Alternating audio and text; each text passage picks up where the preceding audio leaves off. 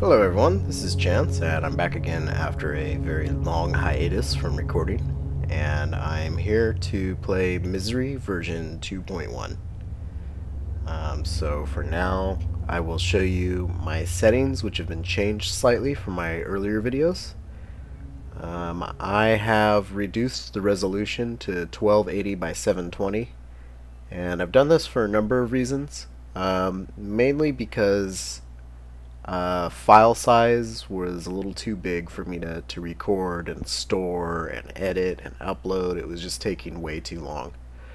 Also, I noticed that the game crashes to desktop a lot more than it used to, and I don't know if that's because it's using more resources or my computer can't handle it, but I'm going to go ahead and try reducing the resolution just to see if that helps.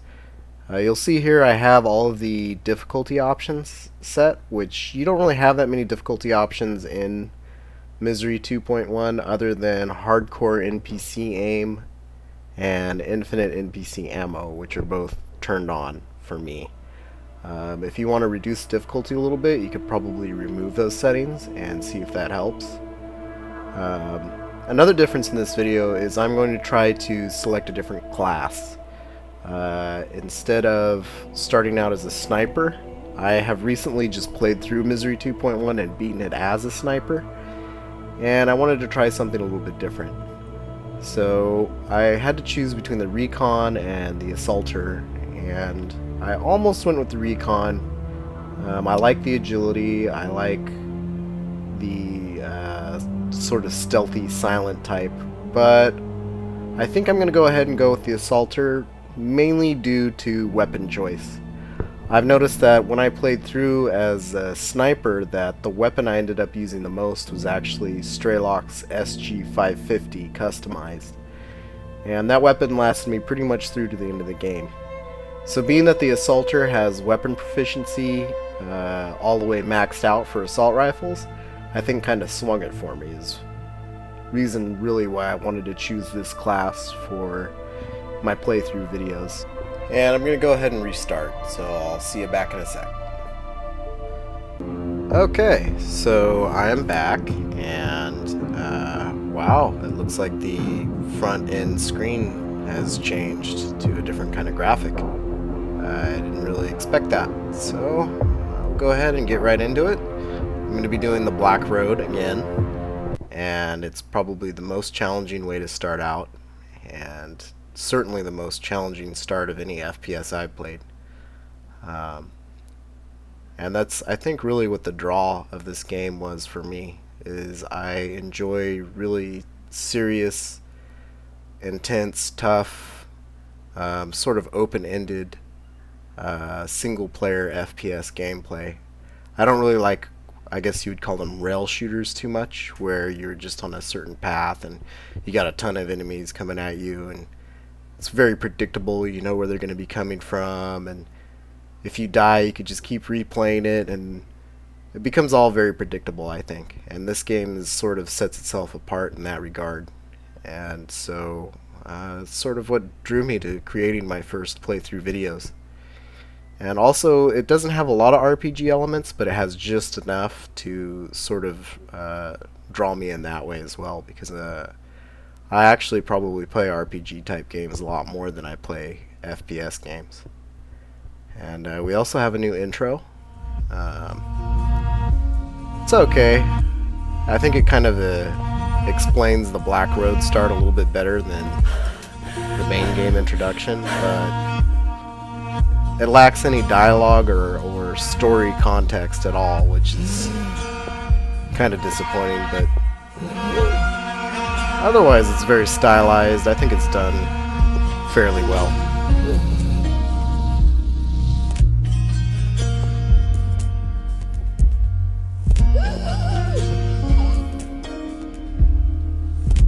The heavy breathing sort of drives me nuts. It's actually a sound effect in the game when you're near death, and just get this ragged, heavy breathing, and it keeps going on and on and on until you finally get healed.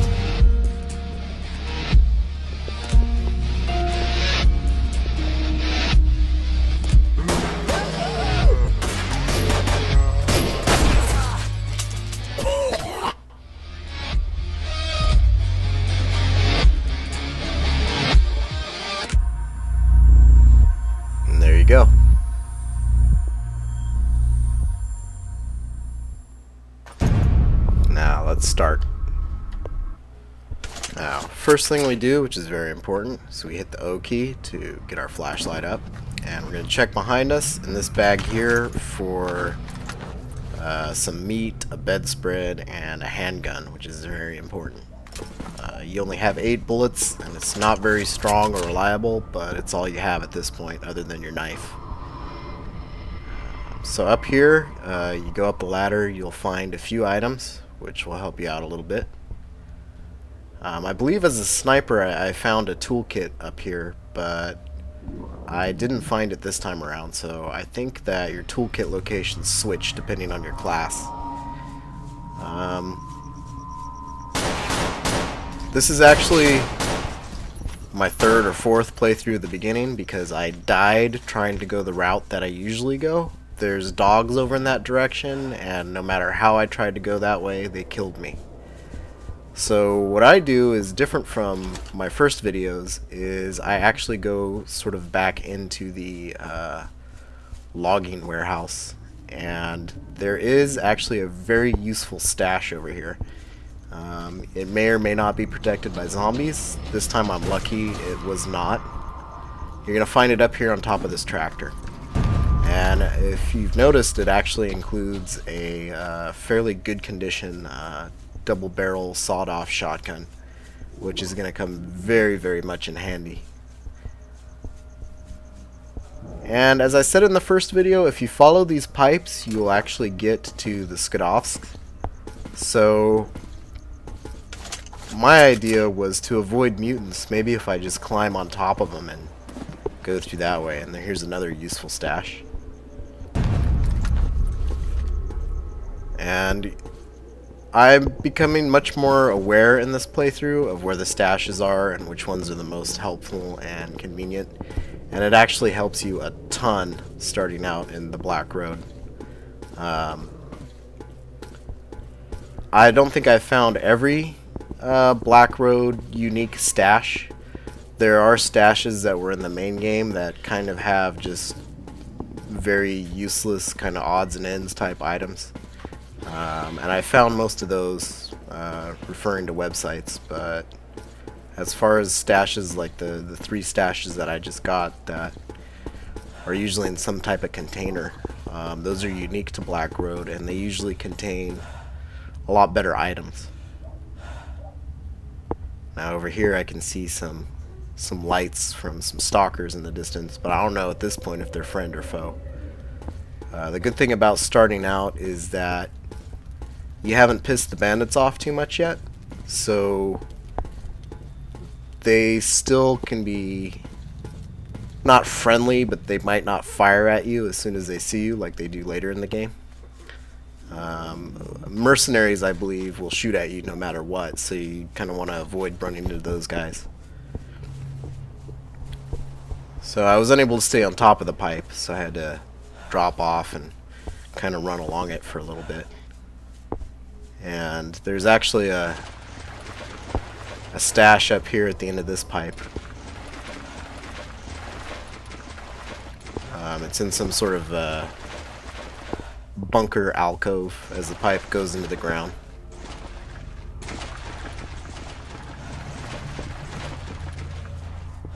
And luckily going this way I didn't run into any threats, which is kind of nice. The other way I was trying to go, which is sort of around the southern end of this island, was, or I'm sorry, actually the northern end of this island. There's just dogs and pseudo-dogs everywhere, and I got torn to pieces no matter how carefully I walked.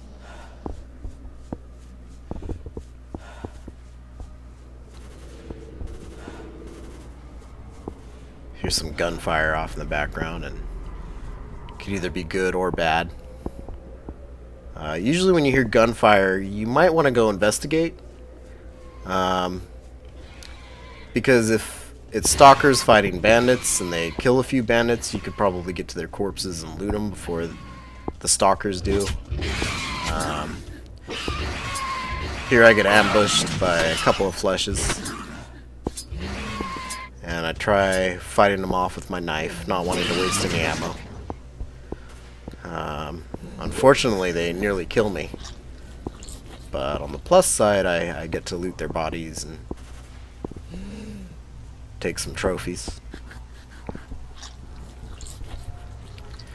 But as I said, if you hear gunshots in the distance, it could be friendlies, it could be bandits or mercenaries.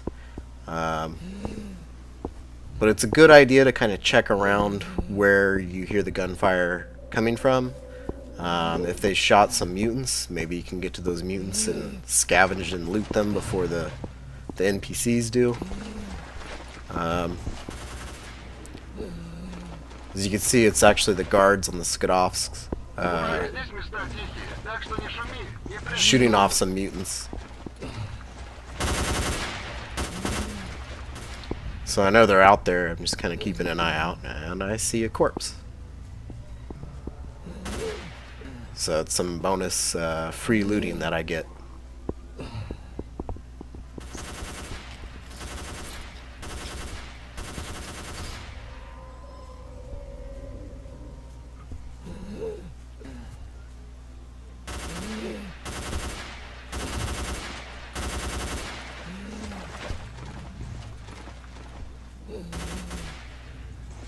Trying to look for other mutants, see if, because the guy is still shooting, so I know he's shooting at something. But I call it quits because I'm nearly dead anyways, and I don't want to get attacked, especially so close to safety.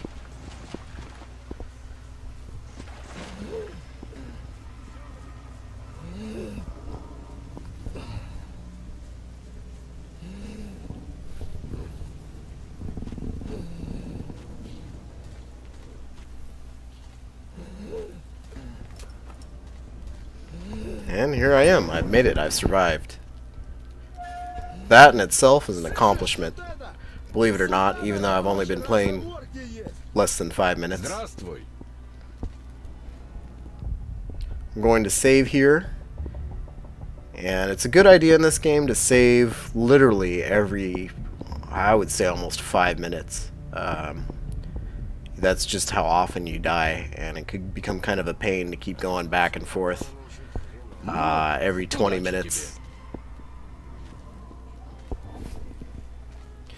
Now at this point you can probably stop this video and continue on to the next one if you don't want to see me kind of bargain with the NPCs, the merchants, sell some of my stuff, and decide how I want to heal or whether or not I want to heal. You can see that I'm going through and kind of grabbing some of the loose items that are available on the ship. I pick up this quest here because you kind of get drawn into it as you walk into the room. Доктор сказал, уже через пару дней бегать сможешь. Пока давай отлеживайся, сил набирайся. Пригодятся. Эй, сталкер, к тебе вопрос есть. As you can see, he calls you over once he notices you.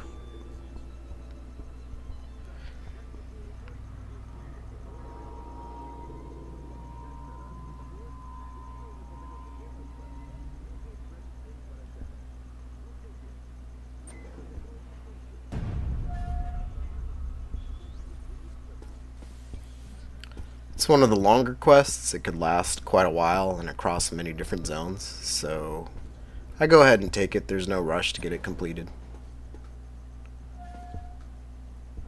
That's where you'll find your personal stash.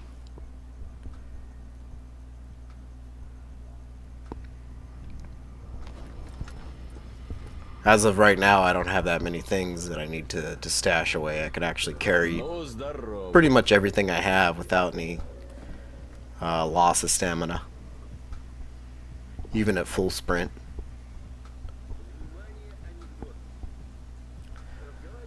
So you almost always want to sell mutant parts to the barman of the zones. In this one it's Beard, and Jupiter it is I don't remember his name, the freedom seller is sort of behind a window.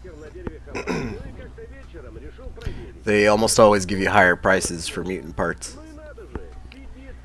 And as far as the other little sellable items, here I buy from Beard the shotgun shells because those are significantly cheaper. He doesn't have as big of a selection of ammo, but it is a lot cheaper to buy from Beard than it is from S.T.A.L.K.E.R.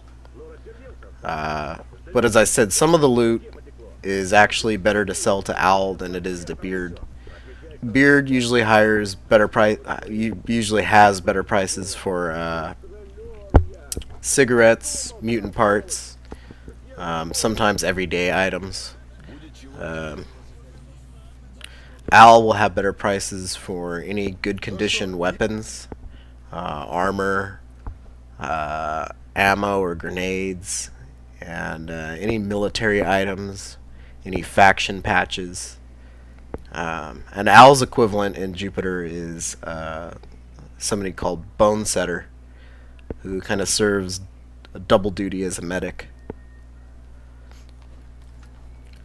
So I kind of walk back and forth a few times, check the prices of what I could sell, who will give me the most money for what.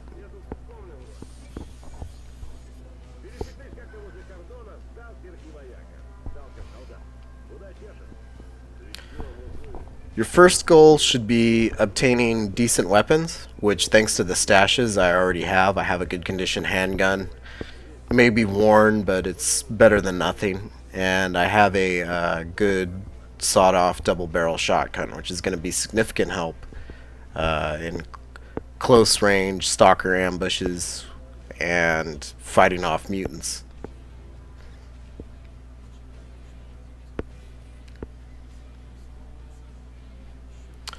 Now this is something I didn't expect. I didn't expect to get almost 10,000 rubles from this sewing kit, which at this point I don't really need. I don't even have armor yet. So it is definitely worth it to sell the sewing kit, and especially the battery, because I don't even have a universal power supply at this point. So I come back and I check armor. Your next goal after getting decent weapons is to definitely go for a sunrise bodysuit. You can get a light overcoat or a regular overcoat or a heavy overcoat, but they're usually anywhere from about 14,000 rubles to about 30 or 40,000, and to me it's just not worth it. It's more worth it just to gather up a little bit more money and just go straight to the sunrise bodysuit.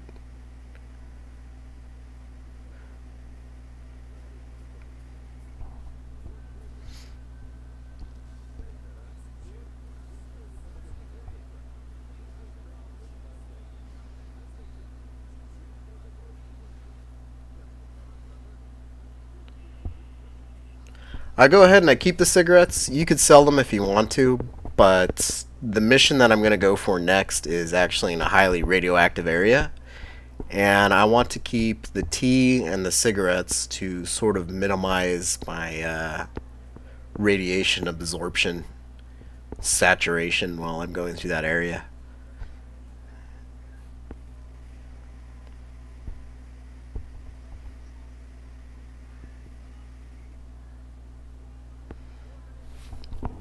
I'm going to try to mute the sound as I get near radios, because I noticed a couple of my videos have been flagged for having, I guess, copyrighted or trademarked content, and I'm assuming it's because of the music from the radios. So if you don't hear any audio from the game during these segments, it's for a reason.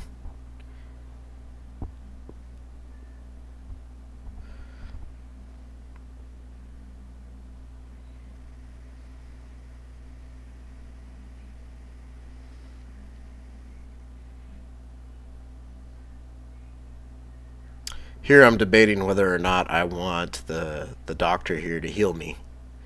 It's actually worth it to pay him to heal me completely, even though a med kit is cheaper, because the med kit only heals about 40 or so % of your health.